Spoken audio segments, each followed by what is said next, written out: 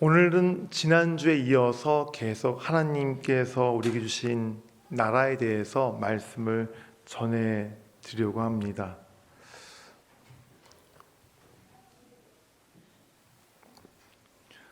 우리는 지금 마태복음 1장 1절부터 17절까지에 있는 예수님의 족보를 통해서 하나님께서 우리에게 어떤 나라를 주셨는가를 살펴보고 있어요. 물론 오늘 마태복음 1장 1절을 보면 낳고 누가 누구를 낳고 누가 누구를 낳고라고만 되어 있지만 이 말씀을 좀 깊이 들여다보면 하나님께서 우리에게 어떠한 나라를 주셨는가를 우리가 발견할 수 있습니다. 그래서 말인데요, 이 마태복음 1장 1절부터 17절까지 나오는 이 말씀은 물론 마태복음 다도 마찬가지지만 특별히 1장 1절부터 10절까지 나오는 이 말씀을 보통 신학자들은 건국 복음이라고 얘기를 합니다. 나라를 세우는 복음, 하나님 나라가 어떤 나라인가를 가르치는 복음이라고 하는 의미에서 건국 복음이라고 얘기를 하기도 합니다. 오늘 그 본문을 가지고 하나님께서 우리에게 주시는 그 나라들을 살펴보려고 합니다. 지난주 우리가 하나님께서 우리에게 주신 나라의 특징이 있었죠. 어떤 나라였습니까? 견고하고 영원한 나라인데 어떤 나라였어요? 이 나라에 누가 들어갈 수 있어요? 자격이 있는 사람이 들어가던가요? 뭘 갖고 있는 사람들이 들어가던가요? 잘난 사람들이 들어가던가요? 그렇지 않죠. 이 나라는 뭐로 들어갔어요? 은혜로 들어간 나라예요. 은혜가 지배하는 나라예요.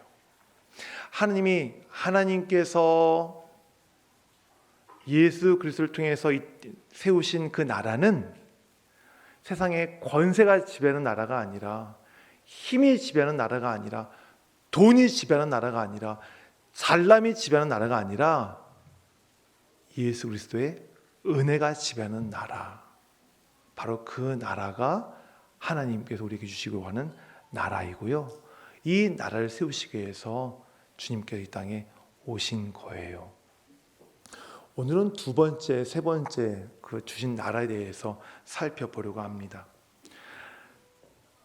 주께서 세우신 그 영원하고 견고한 그 나라는요, 두 번째 특징이 있는데요,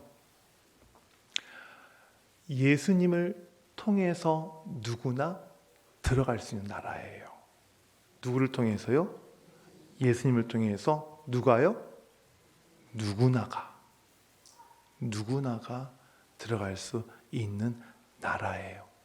그 사실을 오늘 마태복음에 있는 족보에 나와 있는 이름들이 우리에게 얘기해주고 있어요. 오늘 족보에 보면 지난주는 남자 이름들 보았는데 오늘 족보에는 눈에 띄는 여인들의 이름이 있어요. 누구예요? 3절에 다말, 4절에요? 누가 있어요? 없고요. 5절에 있네요. 5절이요? 누구예요? 라합, 그리고 룻, 6절에 우리아의 아내, 그리고 17절에 마리아라고 하는 여인들의 이름이 기록이 되어 있습니다.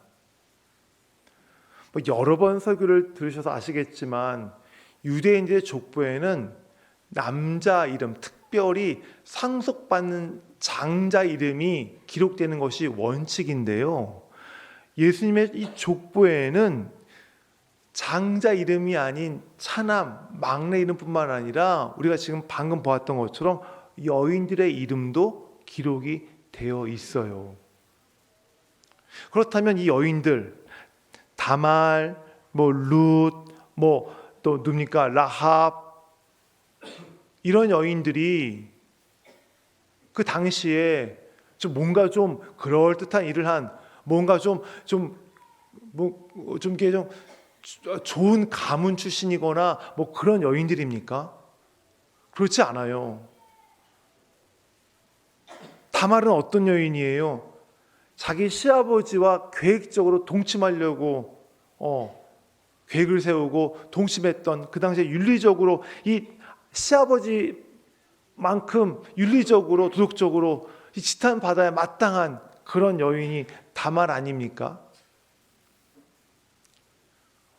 5절에 기록되는 라합은 어떤 여인이에요? 여리고 성에서 살던 여인이었죠. 기생 라합이라고 아마 여러분 잘 아시겠지만 말이 그럴듯해서 말을 좀 품위 있게 얘기해서 기생이지 사실 더 천한 자리에 있던 여인이에요. 여행객들 상대로 몸을 파는 일을 했던 그런 여인이 바로 룻이라고 하는 여인이에요. 라합이라는 여인이에요. 룻은 어떻습니까? 암몬 출신 아닙니까? 암몬은 모압 족속과 더불어서 하나님께 제사 드리는 자리에 영원히 올 수 없다라고 그렇게 제외되어 버린 족속이 모압 족속인데 이 룻이 모압 족속 출신 여인 아닙니까? 우리의 아내는 어떻습니까? 뭐 두말 나위 없죠. 다윗과 간음을 저지른 정말 큰 죄를 저지른 그런 여인입니다.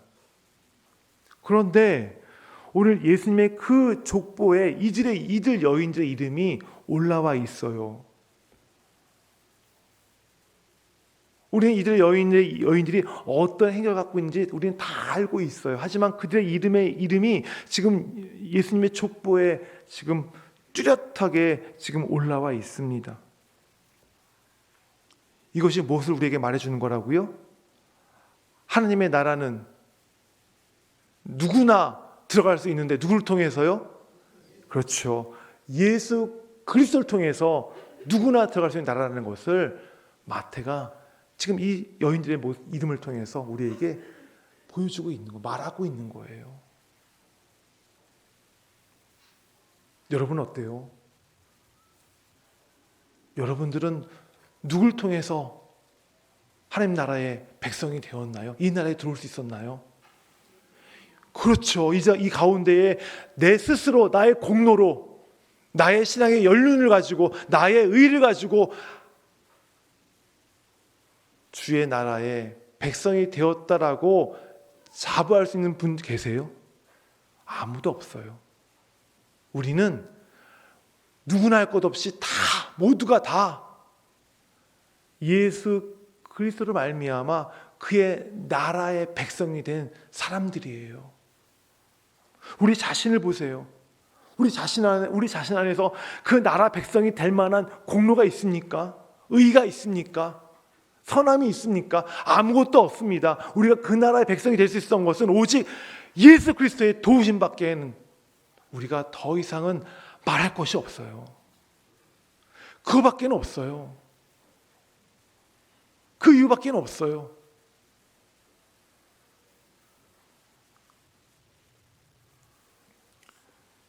그런데 말입니다. 우리는 이 사실을 너무나 자주 잊어버릴 때가 있어요. 예수 그리스도를 통해서 내가 주의 나라의 백성이 되었다는 그 사실, 그 나라에 들어올 수 있도록 주께서 나를 인도했다는 그 사실을 우리는 너무나 쉽게 너무나 자주 잊어버리는 것 같아요.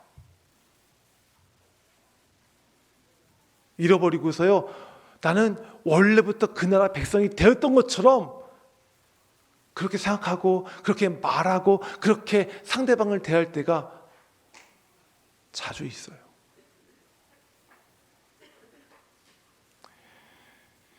혹시 뿔이라고 하는 소설을 아십니까? 그 과거 미국의 그 노예제도, 흑인대 노예제도 아래에서 그 정말 비참했던 그 노예 생활을 글로 표현한 그 책이 뿔이 아닙니까? 뿔이라는 책인데요. 이 소설을 알렉스 해리스라고 하는 사람이 썼어요. 그 알렉스 해리스라는 이 작가의 사무실에 가면 벽에 이런 그림이 걸려 있었다고 합니다. 높은 담장 꼭대기 위에 거북이가 있는 그림이었대요. 높은 담장 꼭대기에 거북이가 있는 그림. 사람들이 그 사무실에 올 때마다 궁금해하는 거예요. 저 그림이 뭔가요? 이상한 그림을 왜 저기 걸어놓고 있나요? 하고 물어보면 그 작가가 이렇게 얘기를 했답니다. 저 거북이 아시죠? 발도 짧고 거의 등은 무겁고 그 조그만 거북이. 저 거북이가 제 힘으로 스스로 저 높은 담장에 올라갈 수 있었을까요? 누군가의 도움으로 올라갔을 것입니다. 내가 이렇게 유명한 작가가 될 수 있었던 것은 오로지 하나님의 도우심이 있었기 때문에 가능한 것이었습니다. 라고 말했다고 합니다. 그러면서 이렇게도 얘기했대요. 저 그림을 걸어놓은 것은 스스로 교만하지 않고 하나님께 감사하는 마음을 잊지 않도록 하기 위해서입니다. 라고 했대요. 높은 단장 위에 올려져 있는 거북이 그림. 제가 앞서서 우리는 정말 내가 그리스도로 말미암아 그리스도를 통하여서 그의 나라에 들어갈 수 있었다는 사실을 잊어버릴 때가 너무 자주 있습니다. 라고 말씀을 드렸어요. 이것은 어떤 말이냐면 바로 우리 스스로가 마치 거북이가 높은 담장에 스스로 올라간 것처럼 우리 스스로가 내가 뭔가 기도 열심히 하고 많이 하고 성경 많이 읽고 예배 열심히 드려서 하나님의 백성이 된 것처럼 그 나라에 들어온 것처럼 그렇게 여길 때가 많다는 거예요.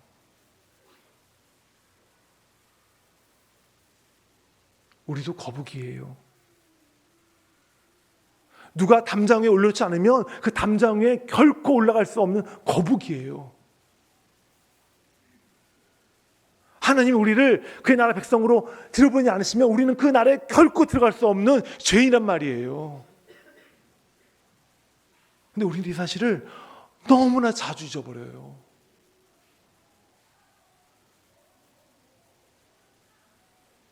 이제 여러분께서 마태복음 1장에 있는 예수님의 족보를 읽으실 때마다 이렇게 생각하시면 좋겠어요. 나는 거북이야. 저 높은 담장에 올려져 있는 거북이에 지나지 않아. 주께서 나 같은 죄인을 들어서 주의 나라에 예수님을 말미암아 들여보내셨기 때문에 내가 그 나라 백성인 것이지 나는 결국 그 나라에 들어갈 수 없는, 올라갈 수 없는 그런 죄인이야. 그런 거북이야. 라고 여러분들께서 그렇게 말씀을 읽을 때마다 여러분 마음 가운데 새기고 또 새기시면 좋겠어요. 그래서 그 말씀을 통해서 하나님께서 나를 그의 백성 삼으신 것에 대해서 감사하시고 그 감사와 더불어 찬양하는 여러분의 삶이 되기를 바랍니다. 여러분 감사 이유가 뭐가 있어요? 돈 많이 벌게 해서 감사해요? 건강해서 감사해요? 그것은 다 한계에 지나지 않아요. 끝이 있어요. 죽으면 끝이에요. 하지만 죽음조차도 우리에게 뺏어갈 수 없는 것이 뭐예요? 우리가 예수로 말미암아 그의 나라에 들어갈 수 있다는 사실, 그 사실이 그의 나라 백성이 되었다는 그 사실이 죽음조차도 뺏어갔은 우리의 감사의 제목 아니에요. 다른 것 감사하지 마시고 로또 돼서 정말 대박 났다 그런 것 감사하지 마시고 집값 오른 거 감사하지 마시고 주식 오른 거 감사하지 마시고 여러분이 감사될 것은 내가 예수 그리스도로 말미암아 내가 그 나라에 들어갈 수 있었다. 그것을 감사하시는 저와 여러분 되시기를 바랍니다. 그러면 범사가 감사한 거예요. 범사가 감사한 거예요. 돈을 벌 때만 감사해요? 그러면 범사가 아니에요. 돈을 벌 때도 있고 못 벌 때도 있잖아요. 건강할 때도 건강하지 못할 때도 있잖아요. 하지만 내가 예수 그리스도로 말미암아 그 나라에 들어갔음을 감사할 때는 그것이 범사에 항상 감사할 수밖에 없는 거예요.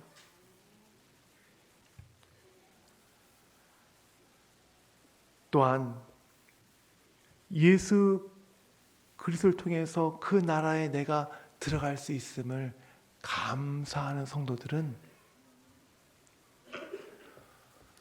예수 때문에 누구나가 그 나라에 들어갈 수 있었다는 그 누구나가 나뿐만 아니라 그 누구나가 바로 앞에 있는 나의 상대방인 것을 여러분 기억하시기를 바랍니다. 내가 예수로 말미암아 그 나라 들어갈 수 있었다면 그도 예수로 말미암아 그 나라에 들어간 주의 백성이에요. 그 나라에 속한 사람이에요.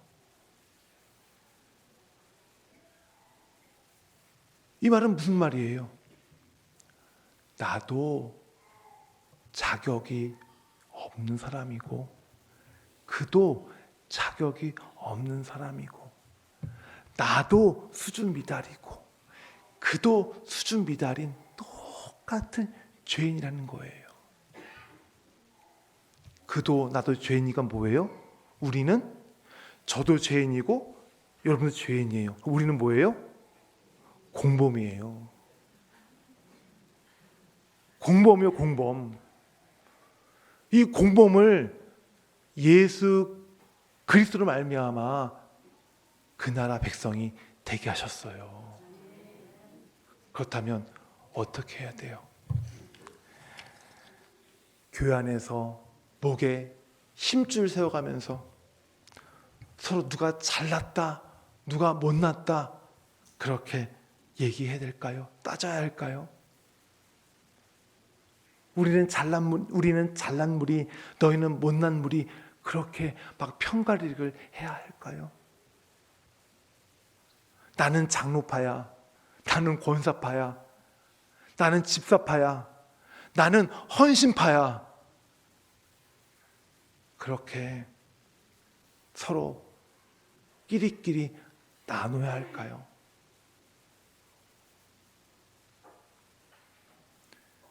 교회 안에서 그저 우리가 해야 될 것은 부끄러운 과거를 갖고 있는 나, 부끄러운 과거를 갖고 있는 당신, 연약한 나, 연약한 당신, 부족한 나, 부족한 당신 모두가 예수로 말미암아 우리가 다 그 나라에 들어갈 수 있었다라고 하는 그 고백만 할 뿐이에요. 그 고백만 있을 뿐이에요.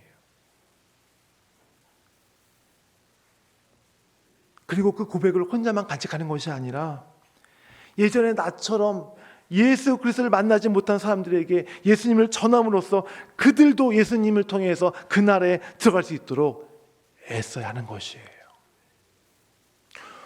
오늘 마태복음을 기록한 이 마태를 보면요,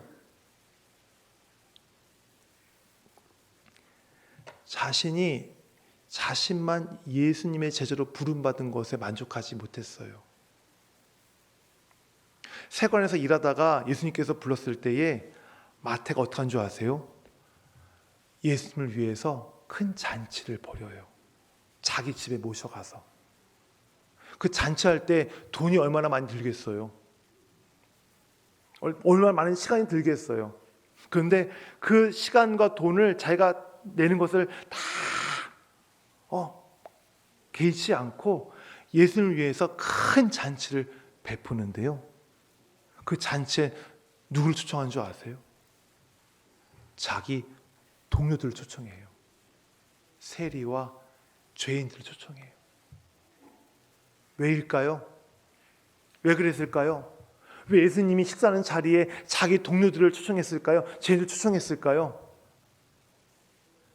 그들도 자기처럼 예수님 만나서 예수님을 통해서 그 나라 들어가라고, 그 나라 들어가면 좋겠다고 바라는 마음이 바로 마태의 잔치의 의미예요.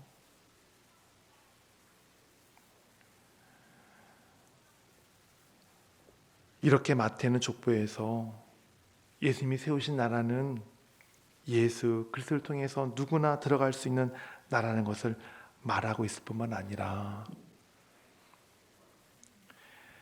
예수님의 그 부름을 받았을 때의 모습이 어떠해야 되는가에 대해서도 우리에게 얘기하고 있습니다. 성도 여러분, 저와 여러분은 예수로 말미암아 예수를 통해서 그의 나라에 들어간 주의 백성들이에요. 주의 백성이 되어주셨음을 감사하시기를 바랍니다. 날마다 고백하시기를 바랍니다.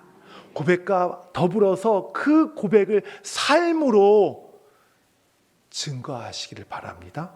아멘. 예수님께 세우신 견고하고 영원한 나라의 세 번째 특징은 이것이에요. 그 나라는 아무도 이길 수 있다? 없다. 이길 수 없다예요. 그 나라는 아무도 이길 수 없어요. 아무도 침범할 수 없어요. 아무도 그 나라 앞에서는 다 망하고 패하고 도망갈 뿐이에요. 그 힘이 쇠할 뿐이에요. 하나님이 세우신 나라는 이길 자가 아무도 없어요. 오늘 말씀 17절을 볼까요? 같이 읽겠습니다. 그런즉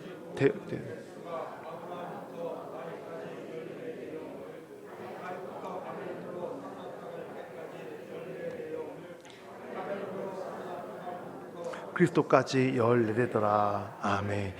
17절 보면 예수님의 족보를 14대씩 세 부분 나누고 있는데요. 이렇게 나누고 있죠. 아브라함부터 어디까지요? 다윗까지, 또 다윗부터 바벨론까지, 바벨론부터 그리스도까지 14대씩 세 부분 나누고 있어요. 그런데 저기에 특이한 점이 있어요. 나누는 데에 지금 저기에 이상한 이름이 하나 있죠. 어떤 이름이에요? 바벨론이라는 이름 눈에 보이세요? 다 지금 사람의 이름으로 지금 딱딱 나누고 있는데 유독 바벨론이라고 하는 이름이 저기 들어가 있어요. 왜 족보에 사람의 이름이 올라와 있는 족보에 왜 바벨론이라고 하는 그 지명이 올라와 있을까요? 그 의미를 알려면 바벨론이 갖고 있는 이스라엘 백성들이 바벨론에 대해서 생각하고 있는 것들을 우리가 한번 생각해 보면 좋겠어요. 여러분, 일본 그러면 어떤 거 생각나세요? 소니? 닌텐도? 그런 생각, 자동차? 그런 거 말고요. 일본 하면 대부분 어떤 생각을 하세요? 조선의 멸망, 일제강점기, 식민지, 그런 거 생각하지 않으세요? 그 당시에 그 일본의 압제 아래 살았던 어르신들뿐만 아니라 그 후손들도 일본 그러면 이상하게 반감이 생겨요. 한국과 북한 축구할 때는 그래 어떤 잘해라, 누구나 잘해라 그러는데 한국하고 일본 축구하면 어떻게 해요? 난리 나죠. 예. 일본보다 한국 이겨라 난리 나지 않습니까? 그렇죠. 일본 그러면 세대가 지나도 그 일본에 대해서는 아픈 역사에 대한 것이 있어요. 슬픔, 고통, 괴로운 시절. 그렇다면 바벨론이라고 했을 때에 이 바벨론을 보는 이스라엘 백성들은 어떤 마음이 들까요? 우리가 일본을 생각할 때처럼 멸망, 포로, 멸망인데 그냥 멸망이 아니에요. 완전히 쫄딱 망한 거예요. 바벨론에게요. 온갖 수치와 온갖 고통을 잡아 끌려가가지고 거기서 70년 동안 그 포로 생활을 하고 돌아왔지 않습니까? 이스라엘에게 이 바벨론은 아픔이에요. 고통이에요. 흑역사예요. 생각하기도 싫은 그런 과거예요. 상처예요. 이제 우리가 완전히 망해버렸구나라고 하는 그러한 절망이에요. 그런데 오늘 예수님의 그 족보를 보면 이스라엘이 쫄딱 망한 그 바벨론에서 끝나는 것이 아니라 그 족보가 바벨론에서부터 이어지고 있어요. 어디까지? 그리스도까지. 하나님께서 이 땅 가운데 약속의 후손을 보내주시겠다고 하는 그 약속이 이루어질 때까지 완전히 이스라엘이 완전 멸망하고 완전 망했는데, 절망했는데, 거기서부터 하나님께서 다시 또 역사를 또 끄집어내셔서 또 이어가시는 모습들을 우리가 족보를 통해서 볼 수 있어요. 뭐예요? 그의 나라는 어느 누구도 이길 수 없다는 거예요. 세상의 권세도 이길 수 없어요. 그 나라가 망한 이유가 뭐예요? 이스라엘 백성들의 그 온갖 실수와 죄악 때문에 이스라엘이 망했잖아요. 하지만 그 가운데서 하나님께서는 그들의 실수로 망한 이스라엘, 그 죄로 망한 이스라엘을 다시 회복시키셔서 제2의 출애굽을 시키셔서 이스라엘 다시 회복시키시는 역사를 일으키시잖아요.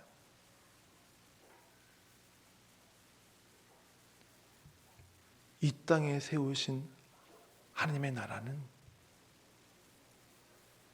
그 어떤 것도 이길 수 없는 견고한 나라예요. 성도 여러분, 세상의 권세로 인해서 내 안에 있는 여러 가지 어려움과 부족함과 연약함으로 인해서 힘드세요? 아프세요? 고통스러우세요? 여러분이 지금 속한 나라가 어느 나라인지를 한번 돌아보시기를 바랍니다. 어느 누구도 이길 수 없는 하나님의 나라 여러분이 속해 있어요. 그렇다면 세상의 권세가, 여러분의 안에 있는 약함이, 여러분이 있는 그 부족함이 여러분을 이길 수 있을까요? 없을까요? 있을까요? 없을까요? 없어요. 왜요? 여러분은 그 누구도 이길 수 없는 하나님 나라에 속한 그의 백성이기 때문에, 여러분이 비록 약할지라도, 여러분이 비록 부족할지라도 주의 나라는 그 여러분의 부족함과 약함을 뚫고 올라와서 견고하고 영원한 나라를 세우심을 믿으시기를 바랍니다. 그러므로 여러분의 약함을 뚫고 주의 나라를 세우시는 하나님의 그 열심과 하나님의 그 신실하심을 날마다 바라보시는 삶이 되어지기를 간절히 소원합니다. 은혜가 지배하는 나라, 예수 그리스도 통하면 누구나 들어갈 수 있는 나라, 아무도 막을 수 없는, 이길 수 없는 나라, 바로 이 나라를 주시기 위해서 이 땅에 예수님께서 오신 거예요. 세상은 이 땅에 오신 예수님의 그 의미를 점점 희석시키고 있어요. 어떻게 해서든지 그걸 흔적을 지우려고 하고 있어요. 오늘 말씀을 통해서 그리스도 이 땅에 오심을 여러분 가슴 안에 깊이 더 분명하게 세우시기를 간절히 소원합니다. 그리고 이 나라의 백성으로서 담대하게 주눅들지 마시고요, 담대하게 살아가시길 바라고요. 그 담대한 삶을 통해서 감사하며 그 삶을 세상 가운데 증거하시는 저와 여러분의 삶이 되시기를 간절히 소원합니다. 기도하겠습니다.